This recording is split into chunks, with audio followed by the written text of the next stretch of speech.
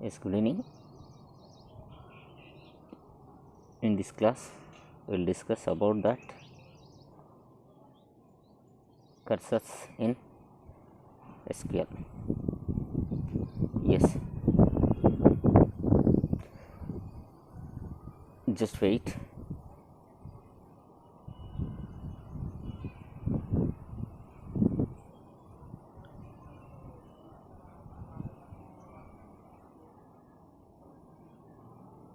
Yes.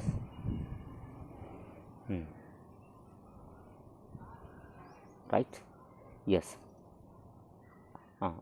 When an SQL statement is processed, Oracle creates a memory area known as context area. Right? Yes. Whenever you are executed or processing a SQL statement, immediately the Oracle engine will create some area in the memory. That area which can be used to processing that statement is called as context area. So the cursor is a pointer to this context area, means the cursor will be there in that context area. So after that cursor there in the context area, what it does means it contains all the information need for processing the statement, right? So that is area for use to processing the SQL statement. No? So if you want to process that statement, you want to need some information. That information is information responsibility is taken by this cursor only, right? So the context area is controlled by this cursor only, right? Because of the once again I am telling what is the context area means. General ga మనం SQL statements ను process చేయాలి అంటే మెమొరీలో area కావాలి. So ఆ process చేయడానికి ఇమ్మీడియట్గా మన Oracle engine ఏం చేస్తుంది, ఏరియా అలాట్ చేసేస్తుంది మెమొరీలో. ఆ ఏరియానే మనం కాంటెక్స్ట్ ఏరియా అంటాం. ఆ కాంటెక్స్ట్ ఏరియాలో ఉన్న పాయింటర్నే కర్సర్ అంటాం. ఈ కర్సర్ ఏం చేస్తుంది అంటే, ఆ ప్రాసెస్ చేయాలి అంటే you have to need some additional information. That information responsibility is taken by this cursor only. So finally the uh context area మొత్తాన్ని కూడా హ్యాండిల్ చేసేది who will handles that means are controlled that means the cursor is controlled that context area. In SQL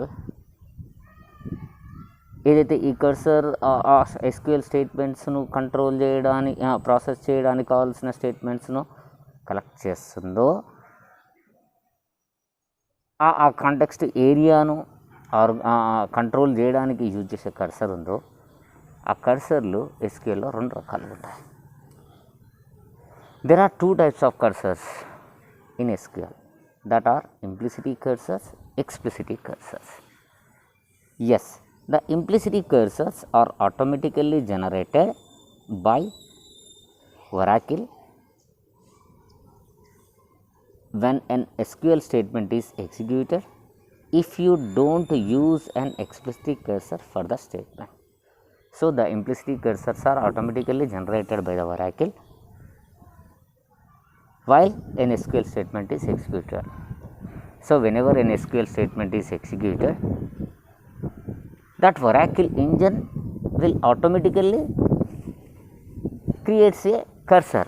Which cursor is called as implicity cursor. What it does, the implicity cursor means the Oracle, the cursor must need to collect the statements for executing that SQL statements in the context area only. That the Oracle engine automatically collects the information what it needs to execute that statements without the explicit cursor. Automatically some cursors is generated by the Oracle which can be used to collect the need of the information which are used to executing the SQL statement, or which are used to processing the SQL statement in the context area. That is called as implicit cursor. Finally, Oracle engine automatically created cursor is called as implicit cursor. That's it. These are created by default to process the statements when DML statements like insert, update, delete. So, whenever you are executing that insert, delete, update commands, DML commands are there, no? So, these commands, if you are executing, processing, for that purpose, Oracle engine automatically uses this type of implicit cursor. These are default. Right. The following table specifies the status of the cursor with each of its attribute. What that cursor does this one type of DML transactions. Percentage found. It returns its return value true if DML statement insert, delete and update affect at least one row or more rows, or select into statement returned one or more rows, otherwise it returns false. Right. So, suppose you are updating or inserting something in the table. So, for this updating purpose, you have to updating, suppose you are inserting some record. First, we will take that insert. So, inserting a record in the table. So, whenever you are writing that one insert to table command, so it needs some area for passing that inserting statement execution. So, that what it needs, that needs to processing, that means some cursor need to collect that information. Implicit cursor will collect that information for doing that insertion or updation, and deletion is percentage F found. It returns when you are inserted, it not returns when you are not inserted. It may be one or more than one rows also. Right. Percentage not found, it opposite of percentage found. It is quite opposite of found. It returns true if DML insert, update is, select is executed. If not, false. That opposite of not found. And percentage is open attribute. It always returns false for implicit cursor because the SQL cursor is automatically closed after executing its associated statement. Right. Suppose you are processed some statement, amma. After processing that statement, automatically whatever the instructions to use to execute that, or that to process that statement, that you have to close it automatically. Right. So, that automatically close after completion of your work. So, who will close that one processing statements from the context area means percentage is open. Right. For implicit cursors, this can be attribute to use to closing, automatically will close. So, percentage row count, it returns the number of rows affected by the DML statements. Right. So, this attribute can be used to returns the number of rows affected by DML. So, how many number of rows are affected with processing the DML statement, that you can find by using this percentage row count. So, percentage row count can be used to find the number of rows are affected by that DML statement.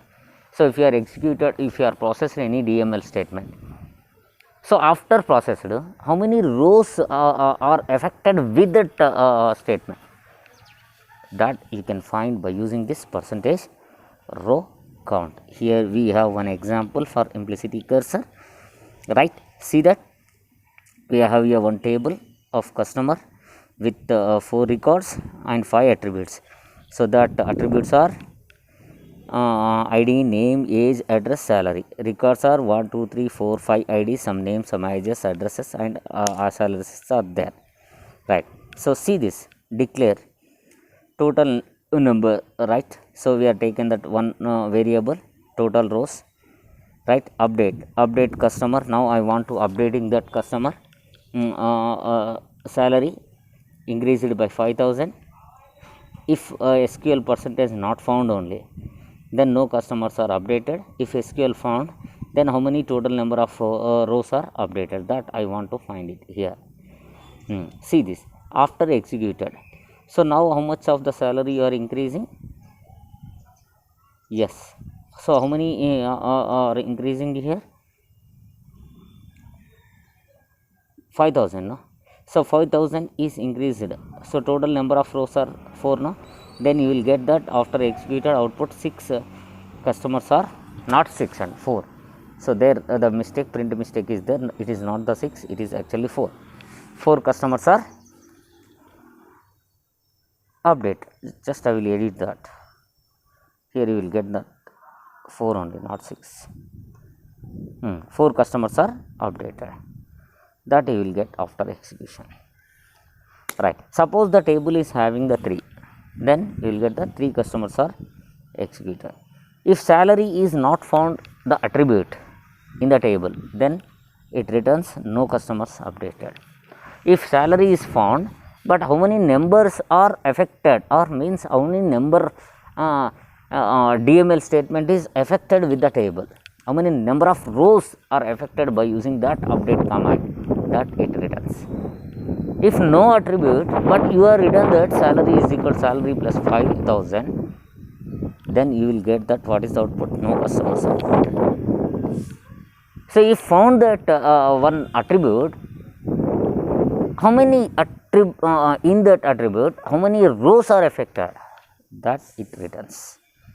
That is use of this cursor, which is called as implicity cursor, right? After executed that program, then you can execute that select star from customer, then you will get previously customer salaries are 20,000, 22, 24, 26 or 4. After executed that cursor, executed that program, then 25, 27, 29, 31. Each and every employee is increased by 5,000 salary. But total number of rows are how many affected with the DML statement?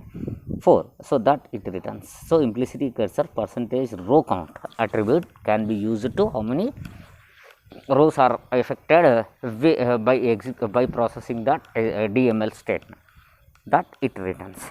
That is use of what is that? Implicity cursor, right? So these are automatically Oracle engine will create and executes. Second type cursor is explicit cursors, right? See that what is explicit cursor, right? The explicit cursors are defined by the programmers to gain more control over the context area. The explicit cursors are defined by the programmers to gain more control over the context area. So for controlling the context area, the programmer can be takes the responsibility to control that context area. That is, the programmer is taken the instruction, defined the programmer defined that statements for controlling that context area is known as explicit cursor. It is created on select statement which returns more than one. So it is created by select statement. Following is the syntax to create explicit cursor. So how to create that explicit cursor? That here we have that, right? See this. Just simply the steps syntax is there. Syntax cursor, explicit cursor is select statement. On which select statement you want to use more for controlling that context area, that you can write here. So simple, cursor name is on which select statement, that you can write it. So this the programmer must be define only, right? So the steps what it needs in this syntax means you must follow the steps while working with an explicit cursor. Declare the cursor to initialize in the memory. So in the memory you have to initialize like this. Cursor name is select statement. Open the cursor to allocate the memory. Second, after declaration, open that cursor. Open cursor. Fetch the cursor to retrieve data. So first declare, next open, after that fetch cursor name into variable list. So which one that you can write. So after completed these 3 steps, finally close the cursor to release the allocated memory. So whatever the cursor you are used to or you are instructed into that context area, after doing these 3 steps, finally you have to exit from that one. That is called as, what is that? Explicit cursor. These are the 2 types of cursors are there in PL/SQL, right? Finally, what I am telling here is Oracle engine created cursors are implicit cursor. The programmer created cursors for processing the SQL statements is called as explicit cursor. But if you want to create explicit cursor, you have to do some steps. First, declare or initialize the memory. Second, open that cursor. Third, fetch the cursor into the specified variable. After closing that, finally close the cursor, means to release the cursor from allotted memory. That you have to do it. So these the steps you can do in explicit cursors, right?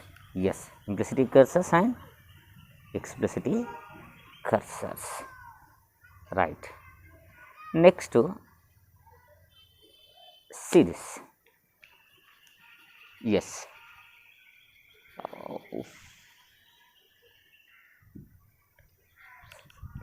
subprograms. Next 11th topic in this unit is totally 12 topics are there now. So that is 10th one is cursors, 11th one is subprogram. A PL/SQL subprogram is named PL/SQL block that can be invoked repeatedly. If subprogram has parameters, their values can differ for each invocation. Means, so it is nothing but some block of statements.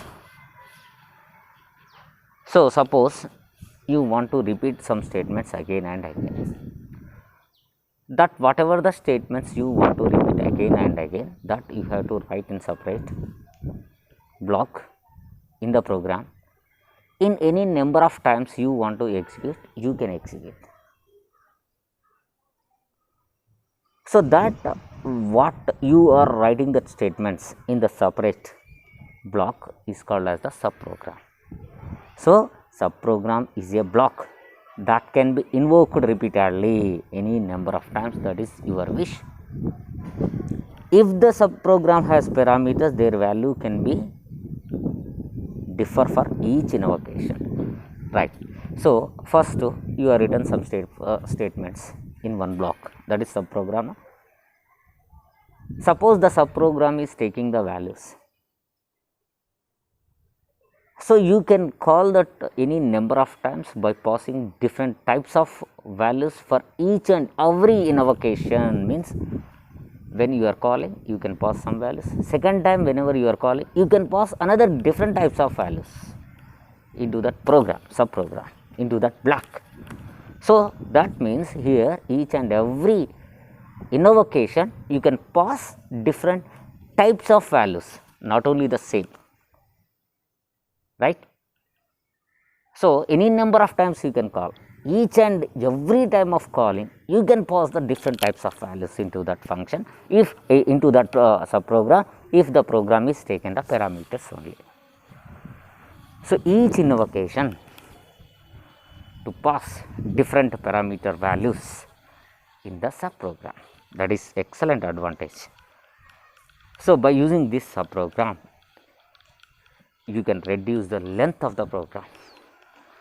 So you can execute the statements, some block of statements again and again with different values, means with different values. That is advantage is there subprogram. Yes, a subprogram is a function simply or procedure. Both already we have discussed in last class, right? Function is the block of statements, no? So any number of times you can call the function by passing different values, no? So that is subprogram. So subprogram is simply you can a function or procedure, right? So typically you use a procedure to perform an action and function to compute and return value. Already you know that the difference procedure and function, right? So procedure to perform an action, but function will complete the action and returns the value. Procedure is not returns the value, function is returns the value. It performs only the, already you know that the difference that you can do in this one. So subprogram is nothing but either a procedure or a function, right? Subprogram is nothing but some block of statements you can write in separate area, which area is called as, which area is defined either by function or procedure. That procedure or functions you can call any number of times with passing different values to each and every invocation, means each and every time calling to that function you can pass the different types of value. That is excellent advantage is there by using this subprogram. So that is nothing but you can reduce the length, you can remove the complexity, right? Easy to understand, so easy to debug, easy to learn, easy to read it, and after executed also you can get some value. So that is the advantage of what is that subprogram. And last concept in this one is package, right? Now see this, what is package?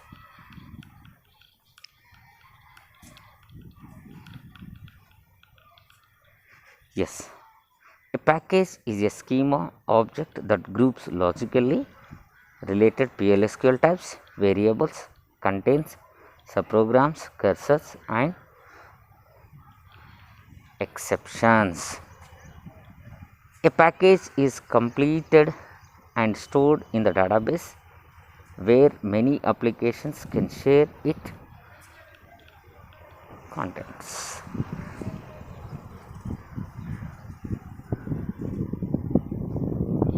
Right. So what is that finally here? Package means it's nothing but a folder. In this package it's nothing but a schema, or it's in our general it is called as a folder or directory. The folder or directory simply it's nothing but a package. So what you can keep in the directory or folder? Files. Same like that in database environment you can create a one area which can be used to store PLSQL types, variables, exceptions, subprograms, cursors or any other things related to the database.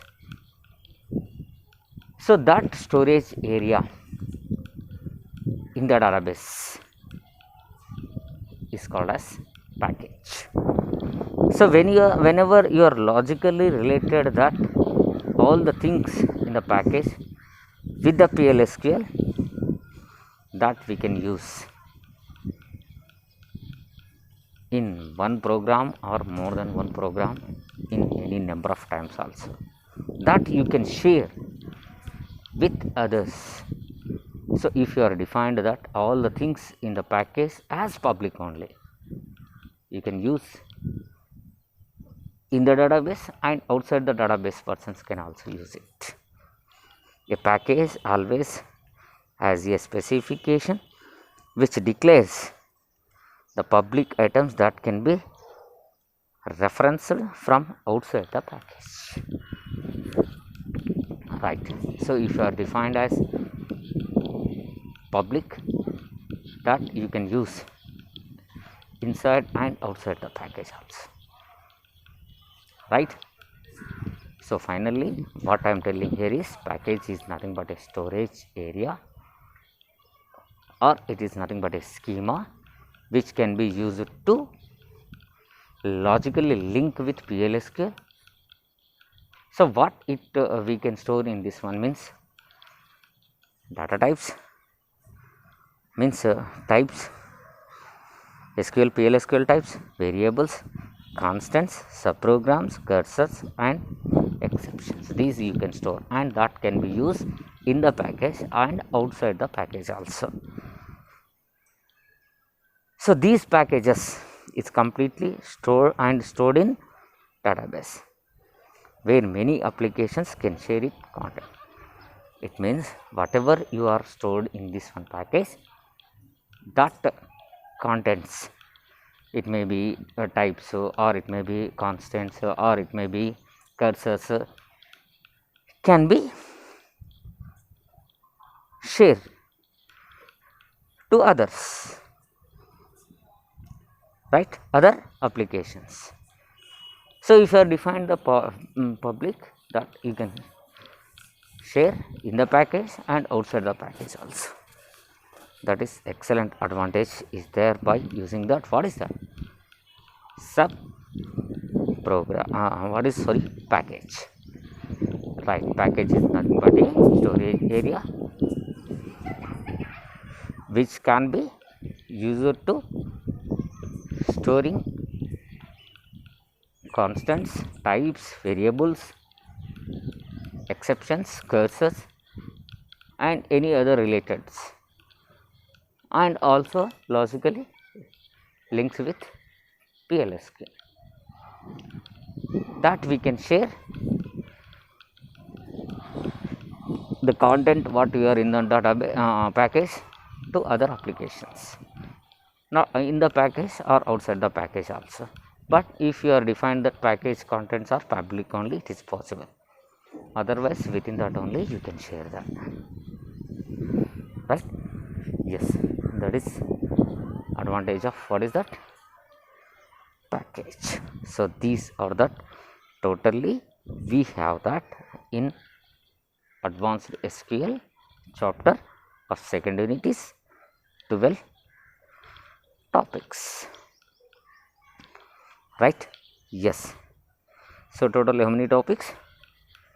12 topics are there in the second unit of second chapter, that is advanced SQL, right.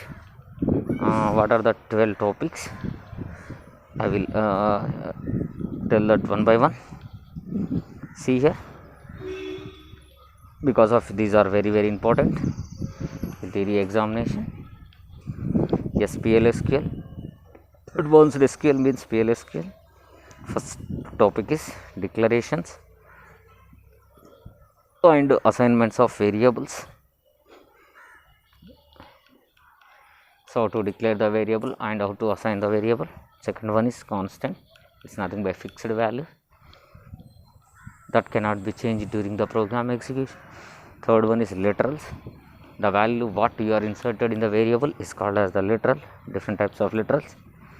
Control statements, fourth one. So already you know that the control statements in other languages, same in PLSQL also we have the types of control statements, if related, and looping control statements, right. 3 loopings already we have discussed in last classes, basic, while, for, and fifth one is PLSQL procedure, right. So already you know that procedure and function are similar, small difference is there. Sixth one is PLSQL function, right. So functions are again already you know that types: built-in, user defined. So already defined built-in, user can also define, that is user defined. Seventh concept is recursive function. So that function can be called automatically itself, is called as the recursive function. That is seventh one. Eighth one, exception handling. So error you can handle in the errors are called exception, that can also you can handle in PLSQL. So here we have the two types of errors: system defined errors, user defined error, that you can handle. Trigger, it's an excellent advantage. So this by using this you can maintain the security.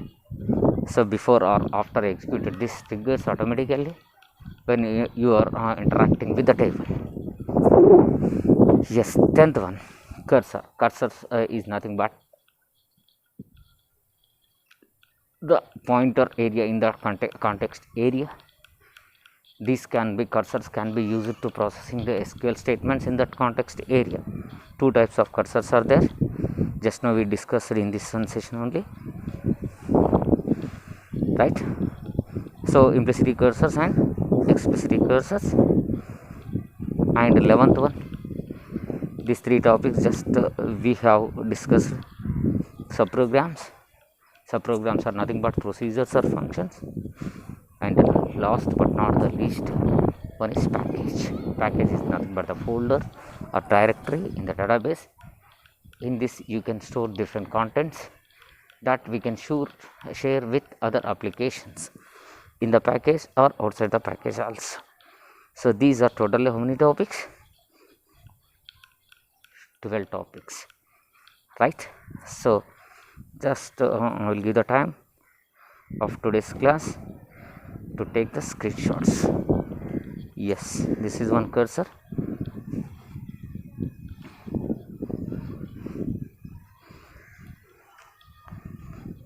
Second one, yes, subprogram, package, right?